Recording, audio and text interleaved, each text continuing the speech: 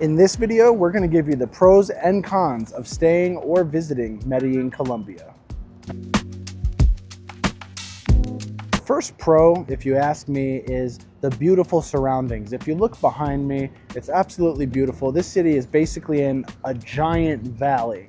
Also, I feel like a lot of the city is almost in like a jungle. So there are areas where there's not a lot of trees, but a large majority of Medellin actually is surrounded by trees. So like when you're walking, it's like you have trees above you and it's almost like you're walking in like a luxury jungle or something like that without all the mud and stuff like that. I don't know, it just, to me, it feels like a luxury jungle in a valley in a lot of areas. So that's the first pro of visiting Medellin, in my opinion.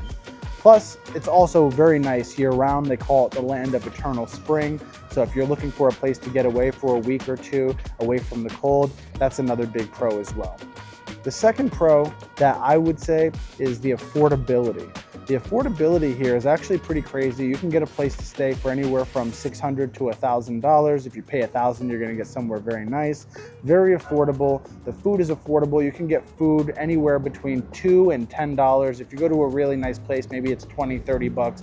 But overall, the majority of your meals are probably gonna be between $5 and $10. Yes, you can get food as low as $2 or $3 for a meal, depending on like if you're in the barrio or in like a lower end neighborhood and you're eating Colombian food, yeah, it might be $2 or $3. But if you're going to even a normal restaurant, you're grabbing a burger or a Mexican restaurant with quesadillas, you might get your meal for $5 or $10. Taxis are super affordable, and I'm not saying take a taxi, always take an Uber, but Ubers are super affordable, and you can order a taxi through Uber, which is a lot safer.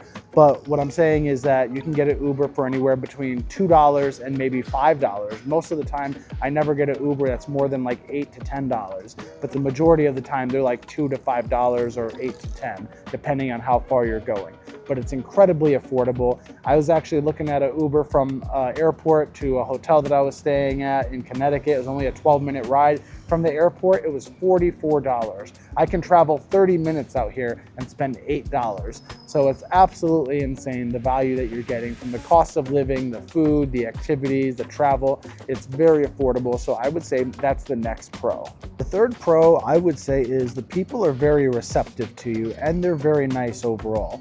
Of course, yes, you have some bad apples, whether on the street or on the apps, but the people are very nice, they're friendly, the girls are more receptive to you, guys are super cool and friendly to you. People are willing to help you out if you try to talk to them, so don't let all the negative things that you hear online about either robberies or druggings stop you from coming here. I've personally never had any of those issues happen to me, so that's something that I've only heard about online or a couple of people mentioned in passing that I've talked to, but I've personally never experienced it. So if I was you, I would definitely come here and give it a try. But that's definitely another pro, is that girls are more receptive to you, not even just working girls. It could be at a pharmacy, it could be your waitress. People are much more open to communicating or maybe even going out on a date with you. So if I was you, I would definitely give it a shot, because you don't just have to go after pros. You can definitely talk to normal girls here and they'll be more open to connecting with you, as long as I would say you're decent looking and a decent person. The fifth pro that I would say is that you have pretty much all amenities that you'll need within the city. So a lot of people think, oh, Colombia, third world country. Maybe if you go to other cities, sure, but Medellin is very first world. Of course, it has its lower income areas that would definitely not seem maybe first world to you.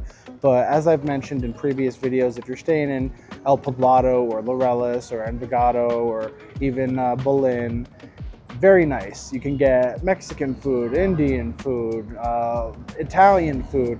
They have very nice gyms if you know where to go and look them up online. Transportation is great. You could even get more luxury cars instead of the compact cars.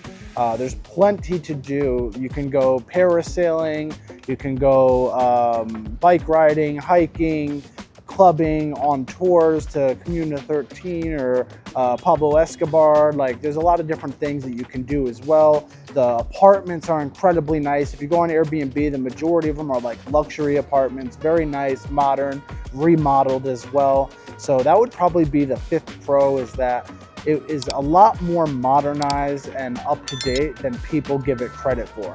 Now, here are the cons of living or visiting Medellin, Colombia.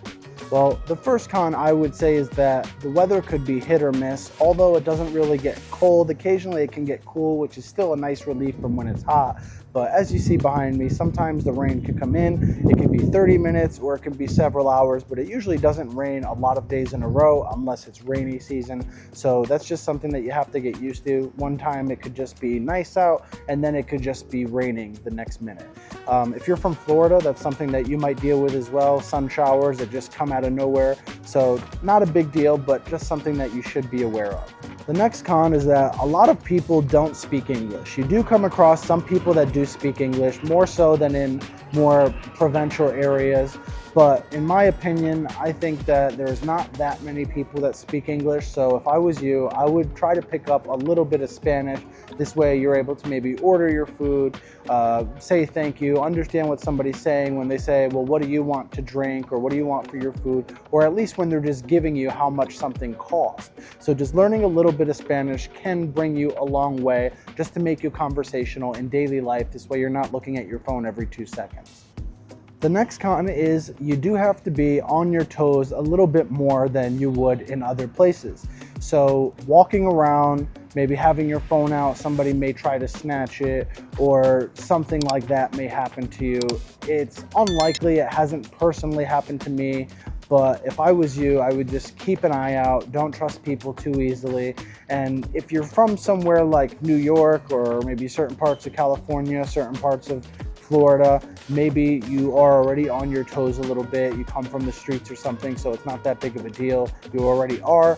But if I was you, I would just be a little bit more self-aware of yourself and your surroundings when you do come to Medellin, Colombia. But again, to me, it doesn't seem that dangerous. I've personally never seen anything bad happen out here. I've heard of things online happening, but obviously I was not there for those things. I've seen a lot more happen in the United States, but again, I've lived in the United States my whole life, so it's kind of an unfair comparison. The next big con, I would say, is that a lot of places don't have air conditioning. So it could be a restaurant, it could be a gym, it could be an Airbnb. All depends on the place, but a lot of places do not have air conditioning, unfortunately. So you do have to make sure that if you're going to the gym, you're fine with that. You check before you sign up. If you're getting an Airbnb or a hotel, make sure that they do have an air conditioner if that's something that's important to you, especially if you're going to be coming in the summer, because it can get a lot hotter in the winter when it's like December, January, February. It's not so bad. But overall, I prefer the air crisp because it's harder for me to sleep if I don't have crisp air. So call me Americanized, but me, I like air conditioning. Well, that's it for this video. Those are primarily most of the cons. Like, yeah, you have little things that you could say are cons, like they have a lot of compact cars that they pick you up in. A lot of them don't use air conditioners in the cars, or they ask you to close the door gently. There's just little things like that that you might come across that might annoy you a little bit. The gyms get really packed around 5 p.m. or in the morning. So those things like that do happen, but overall, there's not a lot of cons that I would say, and I think the pros do far outweigh the cons, and I would highly recommend coming and checking out Medellin, Colombia. If you don't mind, leave a like, a comment, subscribe. Let me know what you guys want to see next. It really helps me out, pushes the video out to more people, gets people to watch my videos and subscribe, so I really appreciate if you did do that.